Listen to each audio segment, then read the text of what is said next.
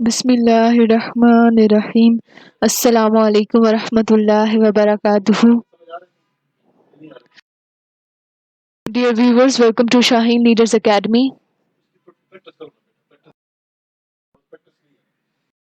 आज हम लोग पढ़ने जा रहे हैं मैथमेटिक्स टेस्ट नंबर 38। तो ये टेस्ट उन तमाम कैंडिडेट्स के लिए स्पेशली डिज़ाइन किया गया है जो Pakistan army, Pakistan air force, Pakistan navy के कमीशन्ड ऑफिसर्स के अलावा बाकी तमाम ब्रांचेस में अप्लाई करना चाहते हैं। तो बढ़ते हैं व्यूवर्स अपने क्वेश्चन नंबर 1 की तरफ। The circumference of a circle is called.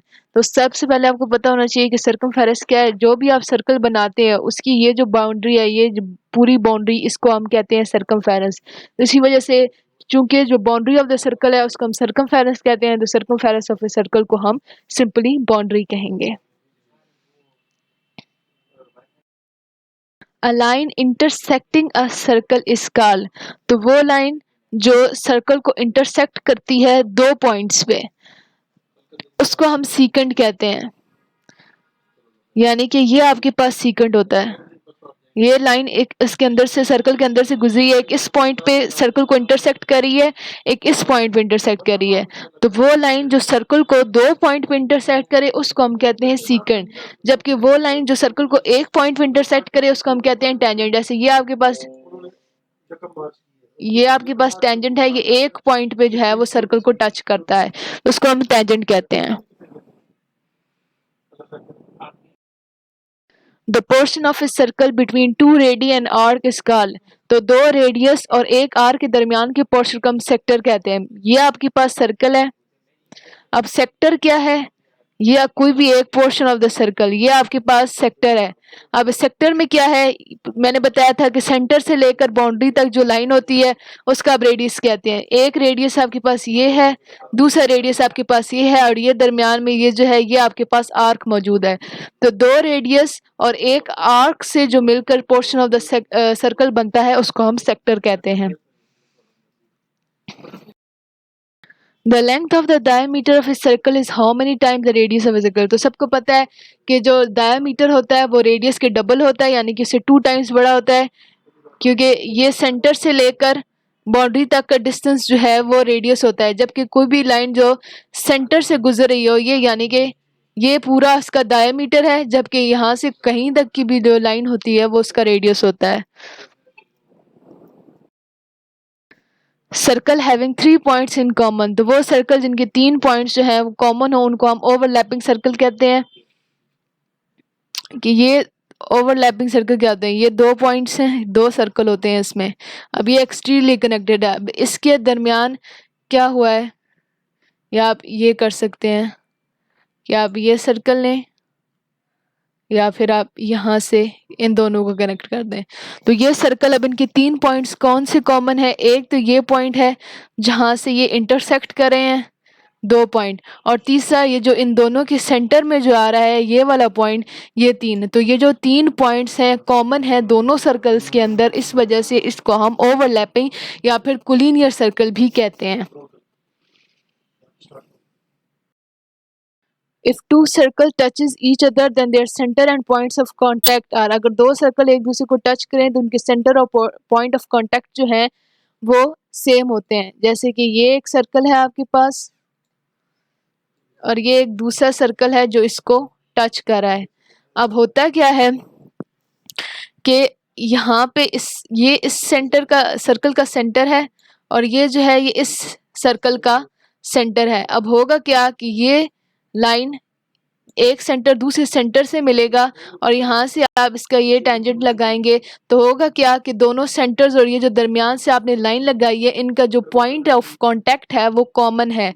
यानी कि अगर एक ही लाइन पे, अगर दो एक ही पॉइंट पे दो लाइंस के कॉमन चीज़ को हम कोलिनियर कहते हैं। इस वजह से वो इनके दरमियान का जो डिस्टेंस है, इनके सेंटर के दरमियान का डिस्टेंस, और जहाँ पर ये लोग एक दूसरे के साथ दो सर्कल जो है वो कांटेक्ट कर रहे हैं, वो दोनों चीज़ें जो हैं इनमें कोलिनियर हैं।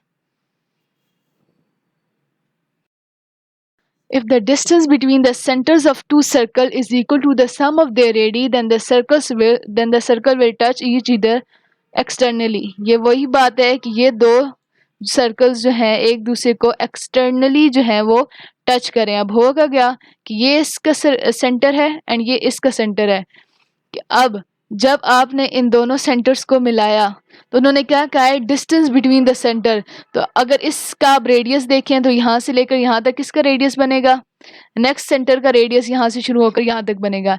जब आप इन दोनों के रेडियस को प्लस करेंगे तो उसकी जो लेंथ आएगी वो इन दोनों सेंटर्स के जो सेंटर के दरमियान जो लाइन लगाई है मैंने वो उसकी इक्वल आएगी। इस वजह से जब आप दो सर्कल्स को एक्सटर्नली कनेक्ट करते हो तो उनके दरमियान जो सेंटर ऑफ सर्कल्स हैं उनके दरमियान का जो डिस्टेंस होता है वो उन दोनों के रेडियस के सम के इक्वल होता है।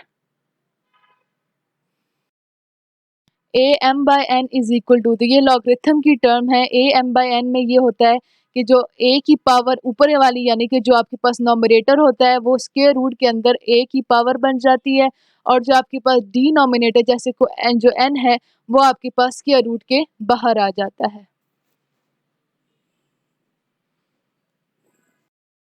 If r is equal to 1 2 3 4 then its range will be, तो मैंने पहले भी बताया था कि जो फर्स्ट आपके पास डिजिट होते हैं सेट के अंदर वो डोमेन होती है, जबकि आपके पास जो सेकंड डिजिट्स होते हैं किसी भी सेट के अंदर उसको हम उसकी रेंज कहते हैं। तो दोनों सेट में 2 और 4 जो है वो सेकंड डिजिट्स हैं, वही उसकी रेंज है। 5 माइनस 2 5 प्लस 2, तो ये सिंपल रूल ऑफ है कि पहले ब्रैकेट को सॉल्व करते हैं देन ब्रैकेट के बाद। तो 5 माइनस 2 आपके पास 3 आएगा और 5 प्लस 2 आपके पास 7 आएगा। 7 और 3 को आप मल्टीप्लाई करेंगे तो सिंपली आपके पास 21 आ जाएगा। A cube minus B cube is equal to, तो simply A cube minus B cube का फार्मूला है आपके पास A minus B A square plus A B plus B square. The solution set of equation x minus 3 is equal to 4। अब क्या है कि x की वैल्यू आपने फाइंड करनी है, 3 जो है वो दूसरी साइड पे जाके प्लस हो जाएगा यानी कि x is equal to 4 plus 3। तो 4 प्लस 3 आप करेंगे तो x की वैल्यू आपके पास 7 आ जाएगी।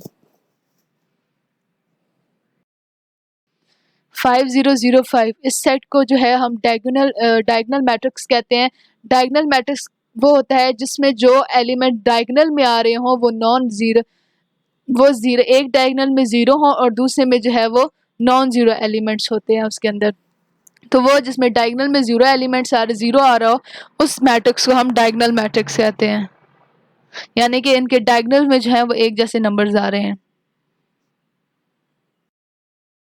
In the sum of two consecutive numbers is 16 then the numbers are। अब कंसेक्टिव नंबर्स क्या होते हैं, कंसेक्टिव नंबर्स वो होते हैं जो एक के बाद मतलब एक दूसरे के आगे पीछे आते हैं, मतलब कि 1 और 2 कंसेक्टिव नंबर्स हैं क्योंकि पहले 1 आता है फिर 2 आता है। देन 2 और 3 कंसेक्टिव नंबर्स हैं, पहले 2 आएगा फिर 3 आएगा, इसी तरह 3 और 4, इसी तरह आप 2 और 4 भी हो सकता है। अगर दरमियान में कुछ ना हो तो ये, अगर दरमियान में 3 नहीं है तो 2 पहले आता है 4 बाद में आता है, तो ये कंसेक्टिव नंबर्स हैं। अब आपने देखना है कि इनमें से कौन सा सही होगा। 10 और 6 भी 16 बनते हैं, 9 और 7 भी 16 है, 9 और 8 तो चलो 17 है, ये तो बीच में से निकल गया। 5 और 1 6 है, ये भी निकल गया। अब इन दोनों में से कौन सा असल में कंसेक्टिव नंबर है। अब 6 और 10 के दरमियान 4 डिजिट्स का गैप है, जबकि 7 और 9 के दरमियान 2 डिजिट्स का गैप है, इसलिए हम 7 और 9 जो है हमारे पास ये हमारा सही जवाब है। के साथ व्यूवर्स हम अपने वीडियो के अख्ताम तक पहुंच चुके हैं। मैं आप सबको बता दूं कि शाहीन लीडर्स एकेडमी में Pakistan army, Pakistan navy, Pakistan air force के तमाम टेस्ट की तैयारी के साथ साथ ISSB और इंग्लिश लैंग्वेज कोर्स भी कराया जाता है। All of you are most welcome. साथ आप हमारे चैनल शाहीन लीडर्स एकेडमी को लाइक करें, शेयर करें, सब्सक्राइब करें। अगर आपको हमारी वीडियो पसंद आई हो तो उस पर कमेंट करें और नीचे बेल आइकन के बटन पर क्लिक करें। हमारी वेबसाइट www.shahinleaderacademy.com को विजिट करें जिससे आपको बहुत सा इस्तेफादा हासिल होगा। पाकिस्तान आर्म्ड फोर्सेस जिंदाबाद, पाकिस्तान पाइंदाबाद। फी अमान अल्लाह।